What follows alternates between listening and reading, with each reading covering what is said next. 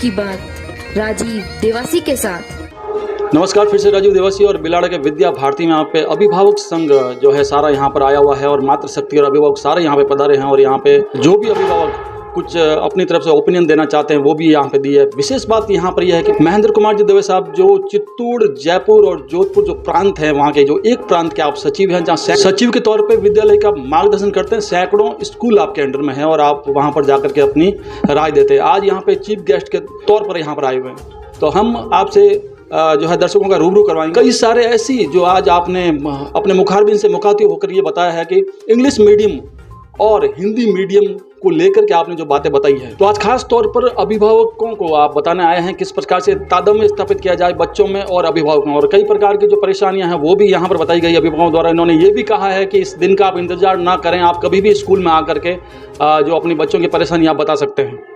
तो आपके समक्ष हैं महेंद्र कुमार जी दवे साहब। आपके इतिहास के बारे में हम आपसे पूछें, कहाँ से आप बिलोंग करते हैं और आपका अनुभव जो रहा है खास तौर से स्कूली शिक्षा के तौर पर। सर, आप कहाँ से बिलोंग करते हैं? जोधपुर से ही करता हूँ मैं। जोधपुर से जुड़े हैं आदर्श विद्या मंदिर से? 1989 से आदर्श विद्या मंदिर से मैं जुड़ा हुआ हूँ। विद्या भारती के काम में लगातार काम कर रहा हूँ। अभी कहाँ कहाँ आपका प्रवास होता है, कहाँ कहाँ आपको जाना पड़ता है? पश्चिम राजस्थान जो है अपना सिरोही से लेकर गंगानगर तक, ये राजस्थान के 3 प्रांत किए हुए हैं। तो सरकारी 10 जिले जिनको हमने 13 जिले बना रखे हैं, ये पश्चिम राजस्थान का जोधपुर प्रांत कहलाता है। इन 13 जिलों में लगभग 300 स्कूल है हमारे। उन 300 स्कूलों में प्रवास रहता है। बिल्कुल, बतौर सेक्रेटरी आप घूमते रहते हैं और आपका जो प्रवास भी काफ़ी लंबा चौड़ा जो एरिया आपके पास में है। देख सकते हैं नई शिक्षा नीति के तहत जो आपके उद्बोधन में आपने जो बताया है कि 5 साल तक बच्चों को हिंदी मीडियम में ही रखा जाएगा। कुछ संक्षेप में आपसे और जानकारी हम प्राप्त करते हैं, इस बारे में आप क्या कहना चाहेंगे? राष्ट्रीय शिक्षा नीति ने अभी प्राथमिक शिक्षा, प्रारंभिक शिक्षा 5वीं तक की 5+3 8 साल की शिक्षा है वो, तो 8 साल की शिक्षा को मातृभाषा में ही हो इसका आग्रह किया है। वैसे तो उनके विद्वानों ने तो ये कहा है कि प्रारंभिक के अतिरिक्त उच्च प्राथमिक तक की शिक्षा भी मातृभाषा में होनी चाहिए, लेकिन प्राथमिक तक की शिक्षा को उन्होंने अनिवार्य मातृभाषा में कर दिया है। तो भविष्य में प्रारंभिक शिक्षा पूरे देश में अपनी अपनी क्षेत्र की जो भाषा है, हिंदी नहीं है मातृभाषा, अपने यहाँ राजस्थान में हिंदी है इसलिए हिंदी में चलेगी, तमिलनाडु में तमिल में चलेगी, केरल में मलयालम में चलेगी। अपने क्षेत्र की उस भाषा है, उस भाषा में प्रारंभिक शिक्षा बच्चे को उस माध्यम से होगी। तो ये जैसा कि समझ पा रहे हैं, दवे साहब ने बताया कि जो भाषा है पूरे देश में, तो उस अनुसार से 5 कक्षा तक मातृभाषा में ही पढ़ाया जाएगा। तो इस हिसाब से राजस्थान में भी जो है हिंदी भाषा में पढ़ाया जाएगा, क्योंकि जो हमारी जो एक बोली होती है वो हमारी बोली होती है। तो ये मातृभाषा की बात चल रही है, तो वो एक हिंदी है हमारी। और भी आपसे एक चीज़ और पूछना चाहेंगे, तो इस हिसाब से तो कई इंग्लिश मीडियम के जो नामी गिरामी स्कूल है उनको अपना चेंज करना पड़ेगा। इंग्लिश मीडियम जो अभी वर्तमान में चल रही है उसके बारे में सरकार ने भी इस मामले कोई खुलासा नहीं किया है, लेकिन नए विद्यालय इंग्लिश मीडियम के नहीं खुलेंगे, ये सरकार राष्ट्रीय शिक्षा नीति में आ गया है। हो सकता है कुछ माहौल बन जाए, वातावरण बन जाए इसके क्रियान्वयन के बाद, तो एग्जिस्टिंग स्कूलों को भी एक सरकार का निवेदन होगा कि भविष्य में इंग्लिश मीडियम नहीं चलाए। अगर इतना सब कुछ हुआ है तो हम समझ सकते हैं कि हवा के रुख के साथ में इंग्लिश मीडियम वाले भी इस बारे में ध्यान देंगे। और हम आपसे पूछना चाहेंगे, आदर्श विद्या मंदिर का हमने एक माउंट में एक सुना है, आबू रोड में माउंट में एक इंग्लिश मीडियम, और कहाँ कहाँ है वो? राजस्थान में केवल एक ही है, माउंट आबू में, वो भी 5वीं से ऊपर ही है, इसलिए 5वीं तक की शिक्षा वहाँ नहीं है। वो रेजिडेंशियल स्कूल है, 6ठी कक्षा से शुरू होता है और वो इंग्लिश मीडियम है हमारा। बाकी सारे मातृभाषा में राजस्थान में आदर्श विद्या मंदिर है।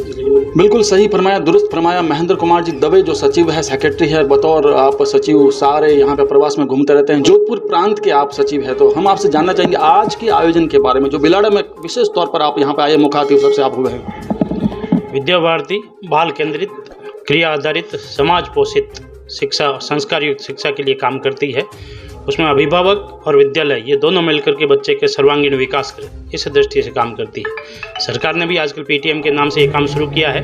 विद्या भारती शुरू से ही अभिभावकों का और विद्यालय दोनों मिलकर के, जैसे दोनों हाथों से ताली बजती है उसी प्रकार दोनों मिलकर के बच्चे का सर्वांगीण विकास कर सकती है। इसलिए अभिभावक सम्मेलन का आयोजन किया गया था। इस अभिभावक सम्मेलन में विद्यालय जो बच्चों के प्रति काम करता है वो सब अभिभावकों को बताया था, और अभिभावक भी उस काम को ठीक प्रकार से करें। ये विद्या भारती के विद्यालय किसी व्यक्ति के विद्यालय नहीं है, किसी जाति के विद्यालय नहीं है, संपूर्ण समाज के विद्यालय है।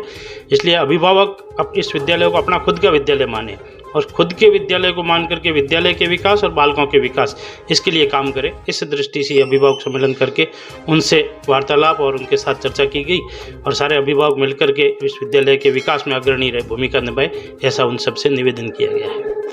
बिल्कुल, शिक्षा विजय दवे साहब हमारे बीच में यहाँ पर मौजूद है। एक चीज़ हम आपसे और जानना चाहेंगे, जो स्थानीय जो यहाँ की शिक्षा समिति आपने बना रखी है, जो भी फंड जो आता है वो यहीं पर खर्च होता है, उस बारे में थोड़ा आपसे और जानना चाहेंगे।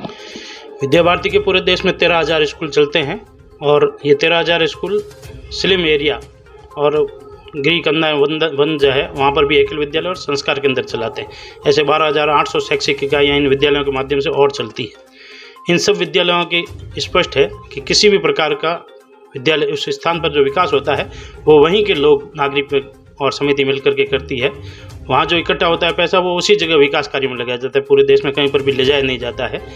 जिस स्थान पर वहाँ के कार्यकर्ता समाज मिलकर के जनता पैसा इकट्ठा करते हैं वो उस स्थान के विद्यालय के विकास और उसमें लगता है।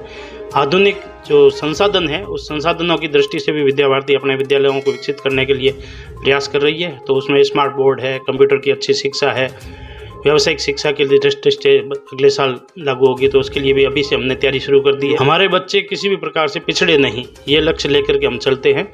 तो आधारभूत विषयों के माध्यम से बच्चों का सर्वांगीण विकास करना और शैक्षिक विकास की दृष्टि से सब प्रकार के तकनीकी संसाधनों का उपयोग करते हुए बच्चे को इस आधुनिक युग के परिप्रेक्ष्य में एकदम पूर्ण योग्य बनाना, ये विद्या भारती लेकर के चलती है। और इस दृष्टि से सारे समाज, स्थानीय समिति ये मिलकर के काम करती है और उनके द्वारा जिस प्रकार का भी सहयोग इकट्ठा किया जाता है वो सहयोग उसी स्थान के विकास के अंदर लगाया जाता है, उसको किसी अन्यत्र ट्रांसफ़र नहीं किया जाता है। ये विद्या भारती की विशिष्टता में से। बिल्कुल, जैसा कि हम समझ पा रहे हैं पूरे देश में शाखाएं हैं और भी कई प्रकार के आपके संत रैदास केंद्र से लगा कर खूब सारे इनके हैं और सारा एक ही ड्रेसअप और एक ही संस्कार और एक ही हर प्रकार से देखा जा सकता है। जैसे जो है प्रधानाचार्य का रूम का नाम भी चाणक्य रखा गया क्योंकि चाणक्य सबसे बड़े महागुरु थे। हम भी अपील करना चाहेंगे दर्शकों को कि एक बार आप जाकर के अपने निकटतम जो भी आदर्श विद्या मंदिर है वहां पर जाकर के जरूर विजिट कीजिएगा और वहां पर पूरा अपने आंखों से देख करके अपने बच्चों को वहां पर आप दाखिला दिलावाएं। देख सकते हैं बिलाड़ा में एक नाम काफी सालों से और चेहरा परिचित है। यहाँ पर आप सभी लोग देख सकते हैं जुगल किशोर जी महेश्वरी, जो हर कार्य में समाज सेवी, वरिष्ठ समाज सेवी है और एक सौम्य व्यवहार और मधुर व्यवहार के चलते आपको यहाँ पर सभी लोग जानते हैं और मानते भी हैं। आज हम खास आपसे बात करेंगे इस स्कूल के बारे में जहाँ पर आप लोग क्रमोन्नत करने वाले हैं। तो उसके लिए आप ज़मीन कहाँ से लेंगे, किस प्रकार से आपका आगे की जो रणनीति होगी, किस प्रकार से समाज सेवियों को आप आग्रह करेंगे? हमारी ये रणनीति होगी कि स्कूल के लिए अच्छी स्कूल चले, इसके लिए ये स्थान बहुत छोटा पड़ रहा है और 12वीं तक हमको क्रमोन्नत करना, आगे बढ़ाना है। तो इस विचार से हमने ये तय किया कि हमारी समिति की जो मीटिंग लेकर के हम सभी भामाशाह जो बिलाड़ा के अभी सब भामाशाह काफ़ी यहाँ भामाशाह है, पैसे की यहाँ कोई कमी नहीं है, लेकिन एक व्यवस्थित रूप से समिति बना करके और स्कूल के लिए हम प्रयास करेंगे और सबसे संपर्क करेंगे जो भामाशाह यहाँ पर है बिलाड़ा के अंदर, उन सबसे विनम्र निवेदन करके बहुत अच्छी बिल्डिंग और बहुत अच्छी शिक्षा देने का हमारा जो संकल्प है वो हम पूरा करेंगे। बिल्कुल महेश्वरी जी, एक चीज़ और पूछना चाहेंगे, जो उद्बोधन में आपकी बात चल रही थी, जो चीफ गेस्ट सारे बता रहे थे छात्रों के लिए अलग और छात्राओं के लिए कुछ अलग किया जाएगा, उस संदर्भ में कुछ आप बताना चाहेंगे दर्शकों को? जी हाँ। अभी जो वर्तमान की जो बिल्डिंग है यहाँ हम ऐसा विचार कर रहे हैं कि यहाँ छात्राओं के लिए रहेगा, तो ये पूरी बिल्डिंग है और गांव के अंदर भी है, तो ये सुरक्षित स्थान है, तो छात्राओं के लिए भी ये बहुत अच्छा स्थान है, सुरक्षित स्थान है। तो पेरेंट्स भी, अभिभावक भी उनको यहाँ भेजने में कोई कोताही नहीं बरतेंगे और वो सहर्ष भेजेंगे। और जो विद्यार्थी हैं, जो बच्चे हैं, जो पुरुष हैं, उनके लिए बाहर 1 किलोमीटर भी दूर होगी तो उनको कोई आने में तकलीफ नहीं होगी। इस प्रकार से दोनों का समन्वय हो जाएगा, स्त्री और पुरुष यानी महिला और बच्चे और बच्चियों का दोनों का एक स्कूल शानदार रूप से एक बिलाड़ा के अंदर एक व्यवस्थित हम प्रदान करेंगे सबको व्यवस्था। जैसा कि बताया जा रहा है छात्र छात्राओं है तो यहाँ पर जो है शिक्षा अभी तो जो है को एजुकेशन यहाँ पर, लेकिन अलग किया जाएगा, छात्राओं के लिए यही रखा जाएगा क्योंकि बिलाड़ा के बीचों बीच यहाँ पर जो पॉश इलाके में आया हुआ है। दूसरा छात्रों के लिए कहीं बाहर, थोड़ा सा बाहर, जहाँ पर थोड़ी सी बड़ी ज़मीन लेकर के वहाँ पर कुछ किया जाएगा।